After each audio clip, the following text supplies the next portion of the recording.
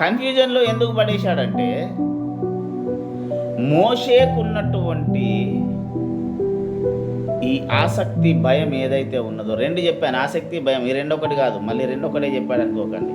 ఆసక్తి అని భయం ఏదైతే ఉందో దానికి మోషేకు ఉన్న అనుమానాలను నివృత్తి చేయడానికి, అంటే క్లియర్ చేయడానికి చెప్పాడు. ఇది మోషేకు దీర్ఘాయువు అనేటటువంటి దాని వెనుక ఉన్న క్లుప్తమైన సారాంశం. ఒకటి, మోషేను దేవుడు వాడుకోవాలనుకున్నప్పుడు ఎక్కడ కొట్లాడాలనో అక్కడున్న సకల విద్యలు నేర్పించాడు. నెంబర్ 1. నెంబర్ 2 ఏంటంటే, అక్కడే భయాన్ని చూపించాడు. ఎందుకు? నిజంగా మోషే భయపడి పారిపోవాల్సిన అవసరం లేదు. రాజకుమారుడు చంపినా కూడా మెప్పించుకోగలిగినటువంటి స్థాయిలో ఉన్న కుటుంబంలో ఉన్నవాడు. ప్రియులారా, ఇవన్నీ చేశాడు. ఏం ఘనత సాధించాడు మోషే? అరణ్యంలోనికి వచ్చారు.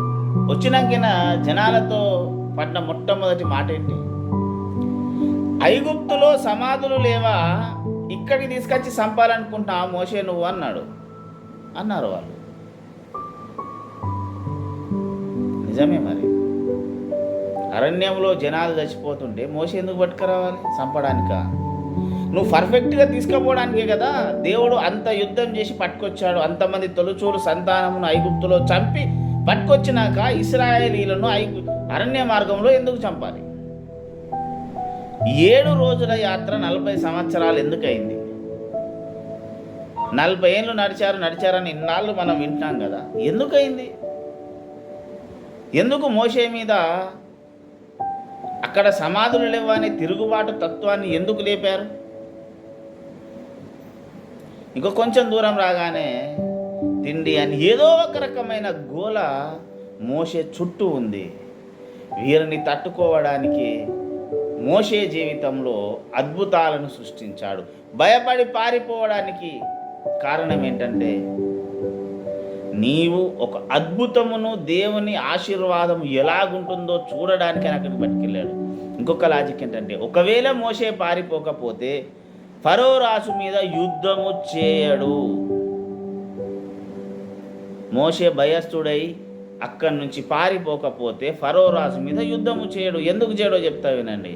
ఎందుకంటే మోషే ఉంటున్నదే ఫరో యొక్క కుమార్తెకు కుమారుడిగా ఆ సంస్థానంలోనే ఉంటున్నాడు. పోయి వాళ్ళ తాత అవుతాడు కదా, లాజిక్ ప్రకారం తాతతో ఫైట్ చేయలేడు కదా, యుద్ధం చేసి వీళ్ళని పంపమనలేడు. ఎందుకు పంపనలేడంటే, అప్పటి వరకు అసలు మోషే ఎవరు అన్నది కూడా బహుశా మోషేకు క్లారిటీ ఉండకపోవచ్చు. ఎప్పుడైతే పారిపోయి వెళ్ళాడో అప్పుడు తన స్వంత స్వజనులను కలిశాడు.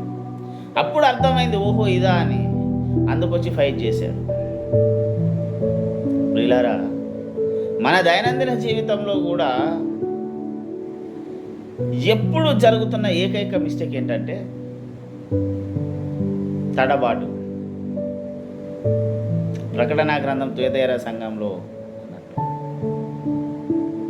తడబాటు కొన్నిసార్లు చాలా విశ్వాసులు తడబాటు వచ్చేసింది ప్రతి సంఘంలో. ఎందుకు అంటే, విశ్వాసులో తడబాటు ఎందుకు వచ్చింది? దాన్ని మోషేలో క్లియర్ చేశాడు. ఎక్కడ క్లియర్ చేశాడో తెలుసా? పాము కిందేసినప్పుడు అల్లైన సందర్భం ఉంది కదా, అక్కడ కాసేపు దేవుడు సైలెంట్గా ఉన్నాడు. ఎందుకు? ఈయన చూసి పైకి చూసిన చెప్పుండొచ్చు, చూడవే కింద నువ్వు ఆ పాములు లేవని ఆయన చెప్పుండొచ్చు, చెప్పలేదు. ఆయన ఆలోచించుకొని కిందికి చూసేలేపు ఇక్కడ ఇవి లేవు. అంటే ఒక విశ్వాసి యొక్క ఆత్మీయ యాత్రలో లేదా ఈ లోక యాత్రలో దేవుడు నిర్దేశించినటువంటిది జరగడానికి సమయం ఉంటుంది, కొంత గ్యాప్ ఉంటుంది. ఇంకొక మాట చెప్తాను, కంపారిజన్ ఏంటంటే, ఈ సంవత్సరమును నీకు దయాకిరీటముగా దయచేసేదను అంటాడు. ఇక్కడ నీకు ఆయుష్కాలం ఇచ్చేదను అంటాడు. ఇంకోటి, సంవత్సరములు జరుగుచుండగా ఆయన నీ కార్యములను నూతనపరచును అంటే పాత వాటిని మెరుగులు దిద్దిస్తున్నాడా, లేదా అవి ఆపేసి కొత్త ఇస్తున్నాడా, రెండింటిని కలిపి మళ్ళీ ఒక్కదానిలాగా చేసి ఇస్తున్నాడా? ఇది ఒక విశ్వాసిగా ఆశీర్వదించబడాలి దేవుని చేత అని ఆశ కలిగి ఉన్న ప్రతి ఒక్కరూ ముందుగా తెలుసుకోవాలి ఏంటంటే, సంవత్సరంలో జరుగుతుండగా అన్నాడు నీ కార్యం నూతన పరచదం. ఏం నూతనం జరిగింది? పోయిన సంవత్సరం ఒక వాగ్దానం ఉంది, ఒక 10 ఏళ్ల కింద ఒక వాగ్దానం ఇచ్చావు, పోయిన సంవత్సరం అది నెరవేర్చబడింది.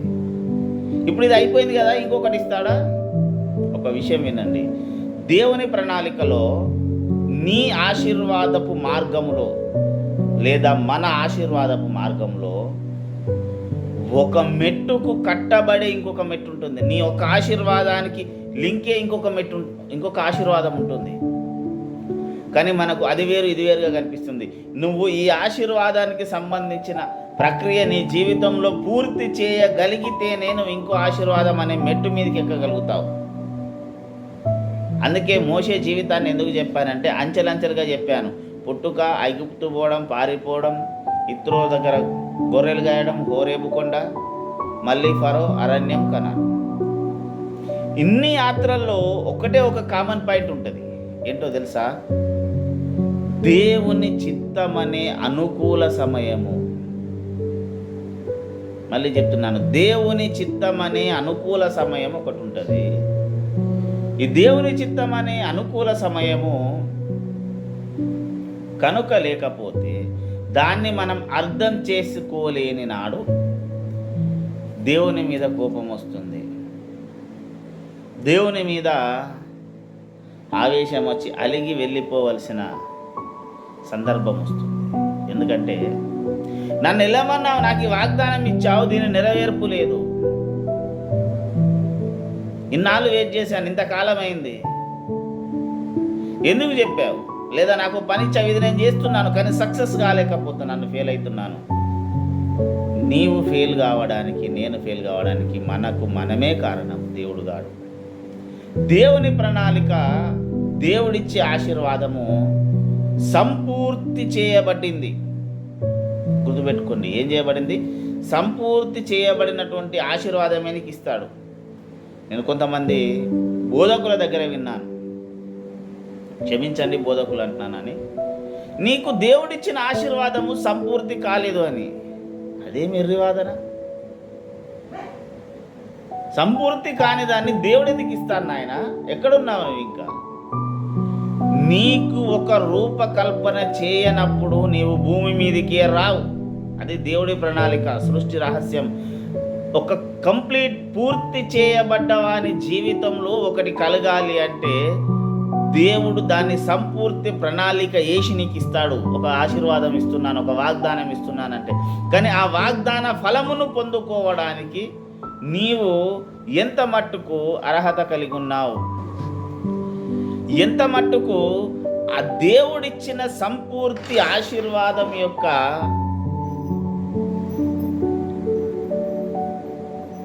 నింపుదలను, అంటే దాని విధానమును,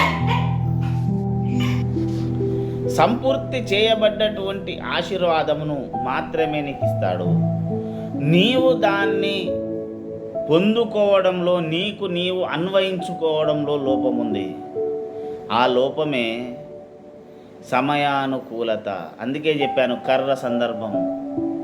కన్ఫ్యూజన్ వచ్చేసింది, ఎందుకు కాలేదు అనే కన్ఫ్యూజన్లో నువ్వు ఎంతసేపు ఆలోచిస్తావో, ఎంతసేపు ఇది ఎందుకు జరగట్లేదు అనే దగ్గరనే నువ్వు ఉన్నావో, అక్కడ ఏమీ జరగదు. ఇంకా ఎందుకు అనే క్వశ్చన్ మార్క్ దగ్గరనే దేవుడు నీకు సంపూర్తి చేసి ఇచ్చినటువంటి ఆశీర్వాదం అక్కడే ఆగిపోతుంది. సమయానుకూలత ప్రకారము నీకు అనుగ్రహించిన దేవుని వైపు మళ్ళీ నువ్వు చూచినప్పుడు అది మళ్ళీ మొదలవుతుంది నీ జీవితంలో ప్రయాణించడం. ఈ ఆశీర్వాదం ఏదైతే ఉందో, నీకు దీర్ఘాయువు చేత నీవు భూమి మీదికి తేబడ్డప్పుడు అసంపూర్ణమైనటువంటి ఆశీర్వాదం దేవుడు నీ కొరకు సిద్ధపరచడు. సంపూర్తి అయిన ఆశీర్వాదాన్ని సిద్ధపరిచిచ్చాడు.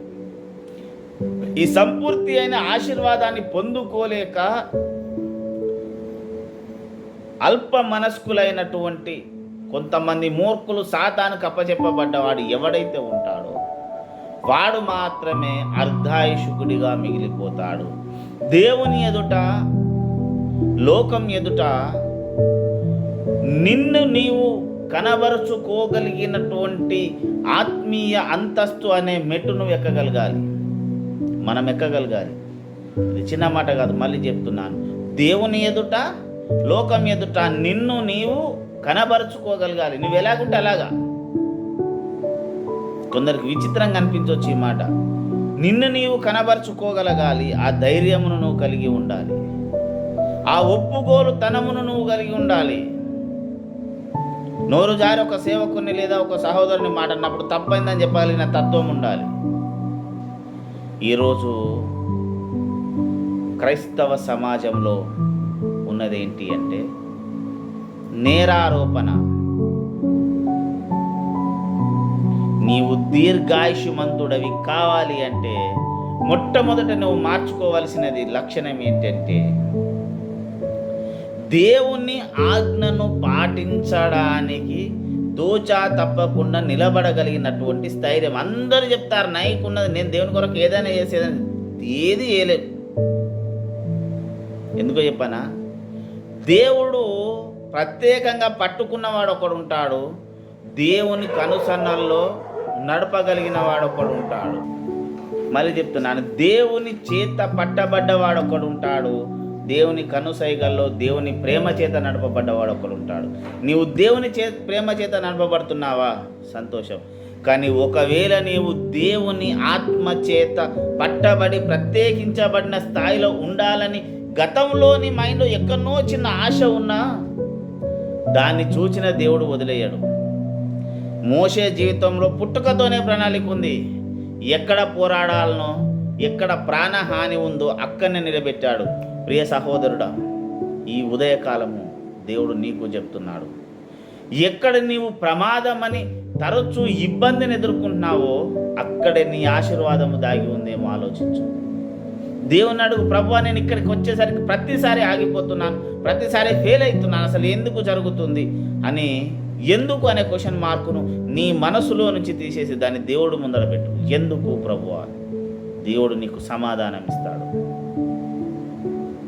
సంపూర్తి చేయబడ్డటువంటి సంపూర్ణ దీర్ఘాయుషమంతుడిగా నువ్వు ఈ భూలోకంలోనికి వచ్చావు గనుక సంపూర్ణమైన ఆశీర్వాదంను దేవుడు నీకు క్రియేట్ చేసి ఇచ్చాడు. నువ్వు ఆగిపోతున్నావంటే కారణం దేవుడు అసంపూర్ణమైనది ఇచ్చాడని కాదు, దేవుడు ఇచ్చినటువంటి నెరవేర్పులో నిర్లక్ష్యాన్ని నువ్వు వహిస్తున్నావని. కనుక అలాంటి స్థితి మనకెవరికి లేకుండా మనం ప్రార్థన చేసుకుందాం. సర్వాధికారమైన మా తండ్రి, నీకు వందనాలు. అందించబడే వాక్యంను విరిచివడ్డించండి, నీ కృపలో భద్రపరిచి కాపాడండి ప్రభా. విన వాక్యంను సైతాన్ని ఎత్తుకోకుండా నీరు కట్టి ఫలింపచేయండి ప్రభా. నీకు మాకు జరుగుతున్నటువంటి ఈ భక్తి జీవిత పోరాటంలో కొంత నీ మౌనము కూడా జ్ఞానమని ఎరగగలిగినటువంటి స్థితిని మాకిచ్చి అలిగి అలసి నీ సన్నిధి నుంచి వెళ్ళిపోకుండా నువ్వు కృప చూపి కాపాడమని ఈ వాక్యమును విన వారందరినీ దీవించమని యేసునామమున ప్రార్థించి అడిగి వేడుకుంటున్నాము తండ్రి, ఆమేన్. మన తండ్రి నా పరమ ప్రేమ రక్షకుడైన యేసునాథుని కృప, పరిశుద్ధాత్మ దేవుని యొక్క శాశ్వత ఆశీర్వాదం ఇది మొదలుకొని క్రీస్తులైన అక్కడ పర్యంతం వరకు మనందరికీ సదా తోడైనగాక. ప్రభు మనలందరినీ దీవించునుగాక. ఆమేన్.